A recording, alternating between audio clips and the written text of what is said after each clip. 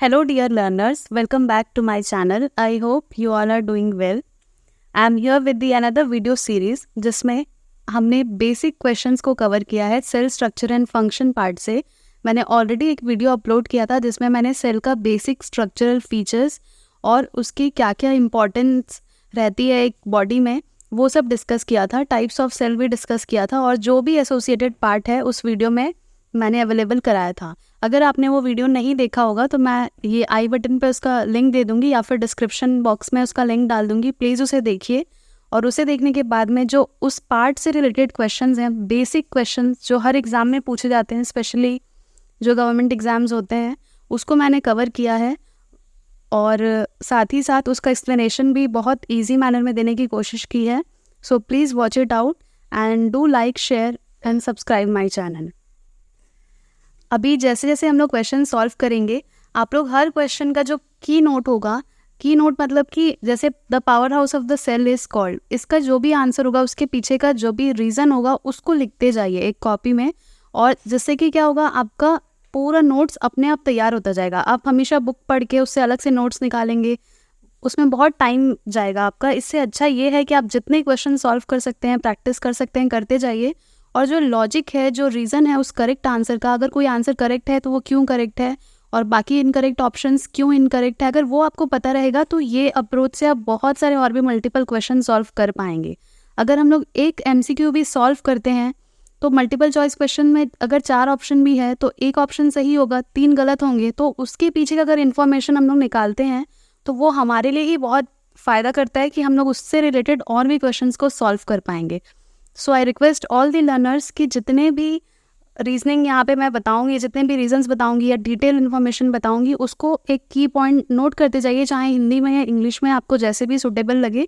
और फिर उस पार्ट को हमेशा रिवाइज करते रहे कि अगर ये क्वेश्चन सही है तो इसका लॉजिक क्या था. ऐसे करके आप हमेशा अपने माइंड में सारे आंसर्स को फीड करते जाएंगे. So let's start with the very first question. First question में ये पूछा गया है, the power house of cell is called. Cell में पावर हाउस जैसा काम कौन करता है. हमने अपने पिछले वीडियो में भी डिस्कस किया था. सेल में पर्टिकुलरली यूकैरियोटिक सेल जो होता है, यानी कि जो बहुत ही वेल डेवलप्ड सेल होता है जिसमें प्लांट सेल और एनिमल सेल आते हैं, उनमें एक सेल ऑर्गेनील होता है जिसे हम कहते हैं माइटोकॉन्ड्रिया. उसे ही हम कहते हैं power house of the cell. अब पावर हाउस का मतलब क्या होता है कि वो पावर या फिर एनर्जी जनरेट करता होगा. तो हमारा जो सेल होता है उसमें एक माइटोकॉन्ड्रिया नाम का ऑर्गेनिज्म होता है जिसे सेलुलर रेस्पिरेशन जिसमें होता है और ATP का प्रोडक्शन होता है. हमारी बॉडी में जितने भी चीज़ें होती हैं उसके लिए हमें क्या ज़रूरत होती है, ATP की ज़रूरत होती है, हमें एनर्जी की ज़रूरत होती है. तो वो ATP का प्रोडक्शन, वो पावर का प्रोडक्शन कौन करता है, माइटोकॉन्ड्रिया. तो फर्स्ट क्वेश्चन का आंसर क्या होगा, mitochondria. Next question says that the kitchen of the cell is called. अब ये क्वेश्चन हमेशा कॉमनली देखा गया है, नीट में भी देखा गया है, गवर्नमेंट एग्जाम में भी देखा गया है कि किचन ऑफ द सेल किसे बोलते हैं. अब out of the options given, cell wall, nucleus, vacuoles and plastid, कौन सा करेक्ट आंसर है, plastid is the correct answer. Plastid क्यों है करेक्ट आंसर, क्योंकि प्लास्टिड ही हैं जो फोटोसिंथेसिस में इन्वॉल्व होते हैं और प्लांट के लिए फूड प्रिपेयर करते हैं. फोटोसिंथेसिस या हिंदी में जिसे प्रकाश संश्लेषण कहते हैं, इसी प्रोसेस से क्या होता है, प्लांट अपना फूड प्रिपेयर करती है. इनऑर्गेनिक मटेरियल को क्या करते हैं उन लोग, कन्वर्ट करते हैं ग्लूकोज में. तो ये सब काम कब होता है, सनलाइट के प्रेजेंस में होता है, धूप के प्रेजेंस में होता है. और ये कहाँ पर होता है, प्लास्टिड में. कौन से प्लास्टिड में, क्लोरोप्लास्ट में. हर लीफ जो हरी दिख रही है, वो हरी दिखने का रीज़न क्या होता है, उनके अंदर क्लोरोफिल जैसा, क्लोरोफिल नाम का एक पिगमेंट होता है. अब वो क्लोरोफिल किस में होता है, प्लास्टिड में. तो इसका करेक्ट आंसर क्या होगा, प्लास्टिड. नेक्स्ट क्वेश्चन एक बहुत ही इजी क्वेश्चन है जिससे हमने अपना जो वो पहला वीडियो दिया था उसमें स्टार्टिंग ही यहीं से हुआ था. The functional unit of life is called cell. हमारा हर एक बॉडी का ऑर्गन, टिश्यूज, सब कुछ का बेसिक और स्ट्रक्चरल यूनिट क्या होता है, सेल. हर लिविंग ऑर्गेनिज्म का बॉडी किससे बना हुआ है, सेल से मिलके बना है. Millions and billions of cell से मिलके बना है. तो इसका करेक्ट आंसर क्या होगा, option A, cell. Next question है chloroplast is found in plant cell only, animal cell only, both of these, none of these.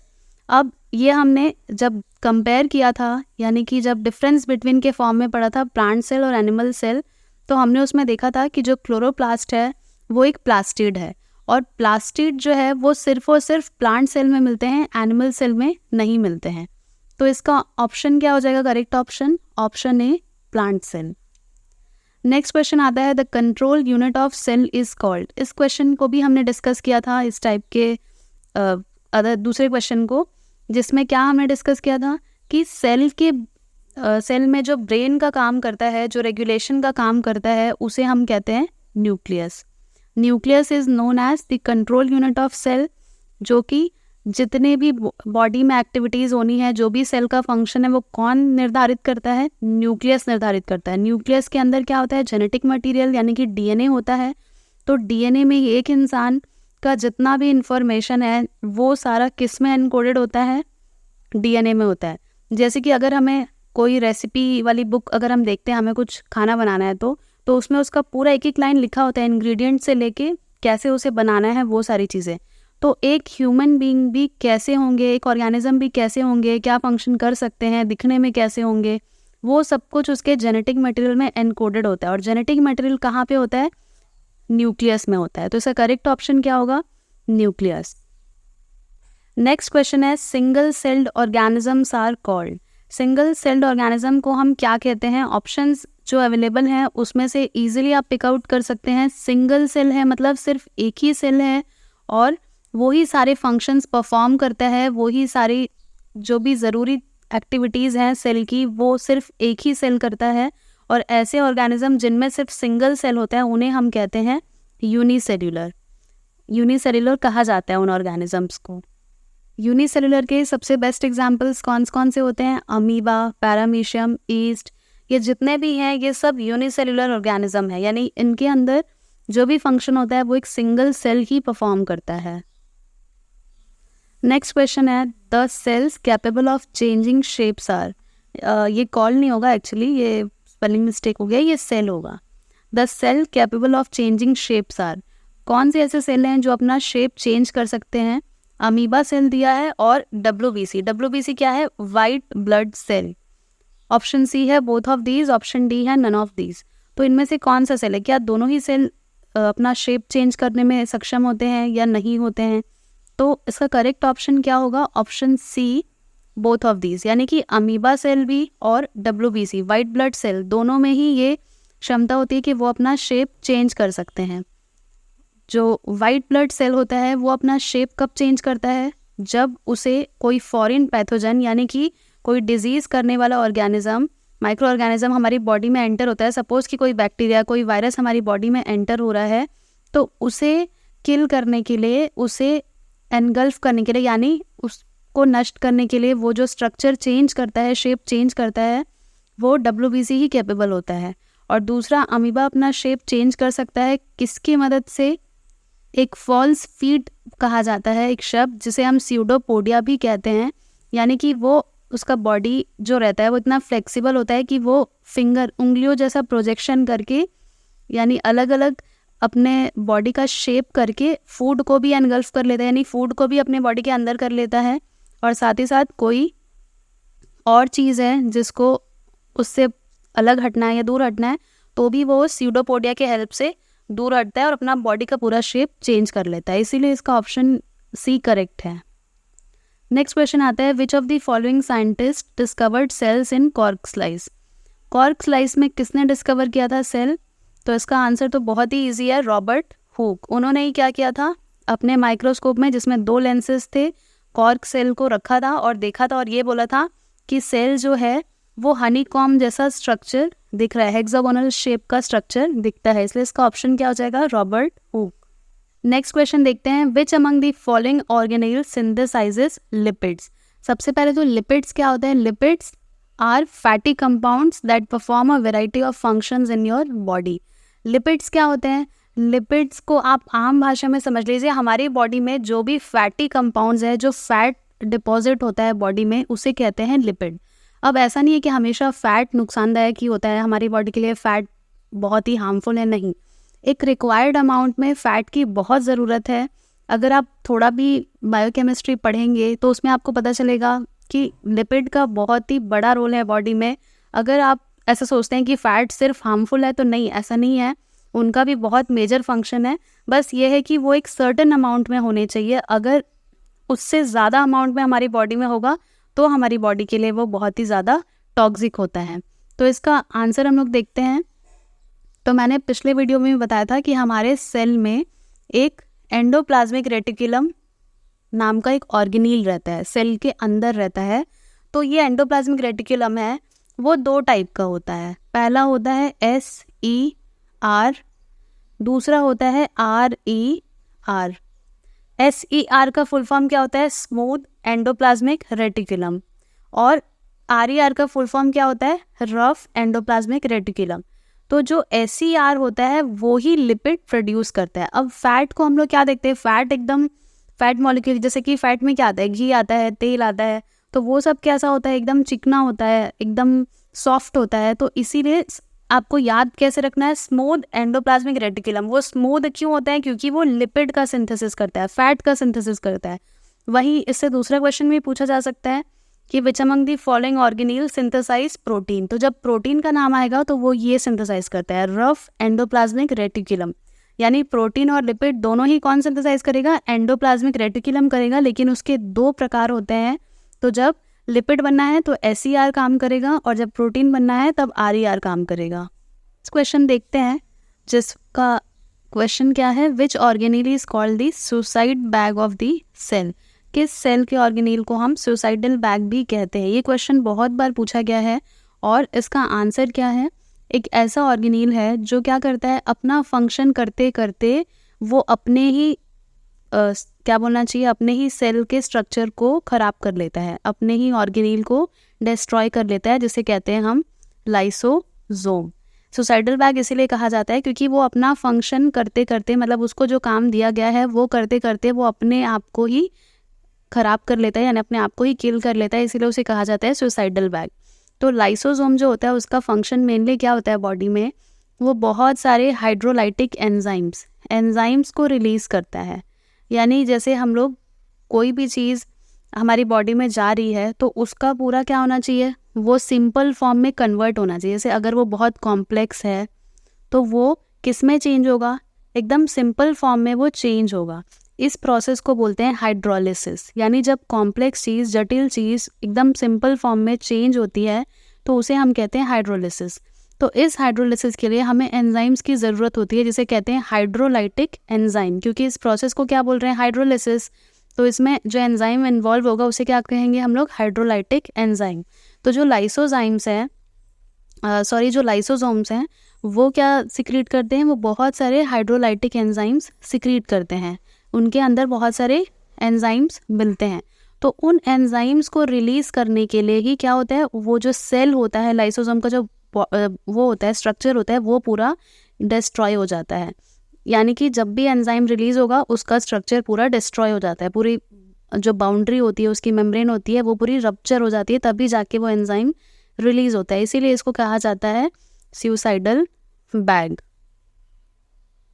Next question है, the technique in which cellular components are coloured for better observation is called.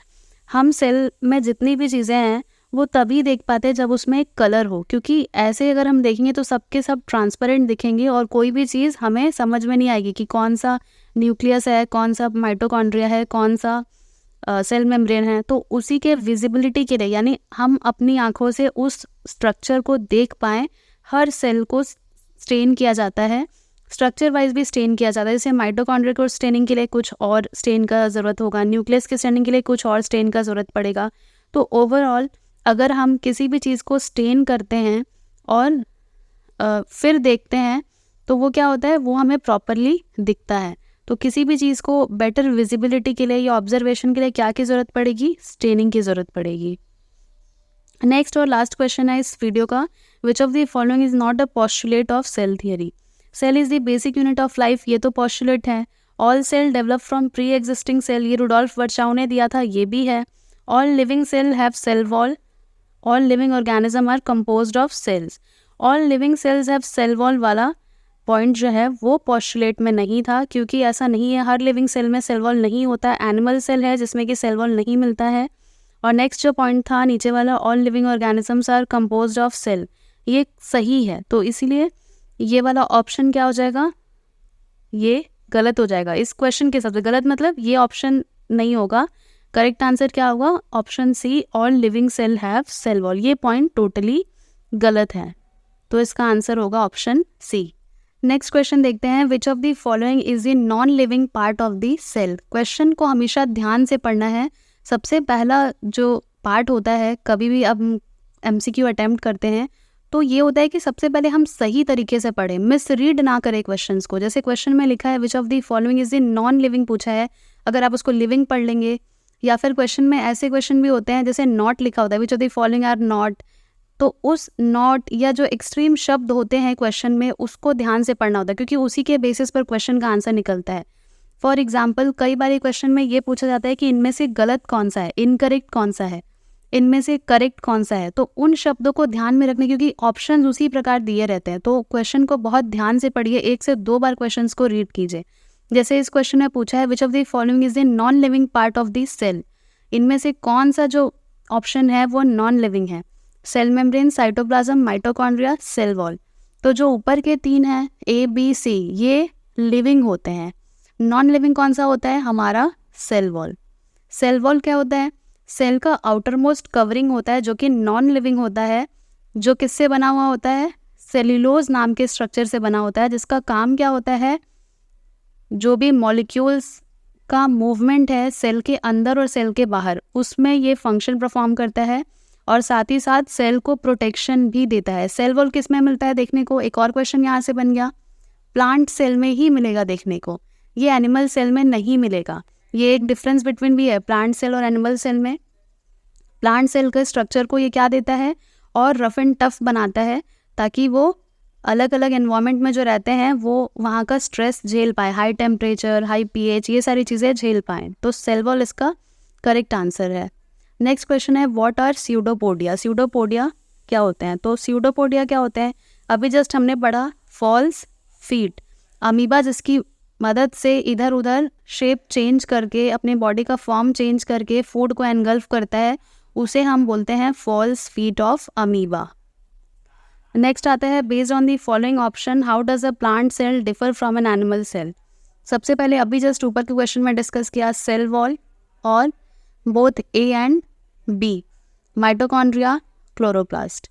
तो इसमें से क्या option होगा, A and D होगा, both A and B नहीं होगा। क्यों, क्योंकि B का तो ऑप्शन ही बोथ है, A एंड B है।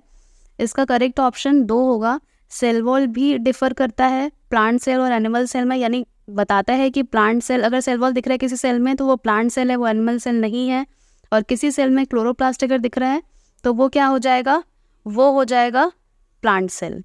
एनिमल सेल में क्लोरोप्लास्ट और सेल वॉल दोनों ही चीज़ें नहीं होती हैं। तो अगर ये B का ऑप्शन D लिखा होता है यहाँ पे तो B सही होता है, लेकिन ऐसे सेल वॉल और क्लोरोप्लास्ट सही है।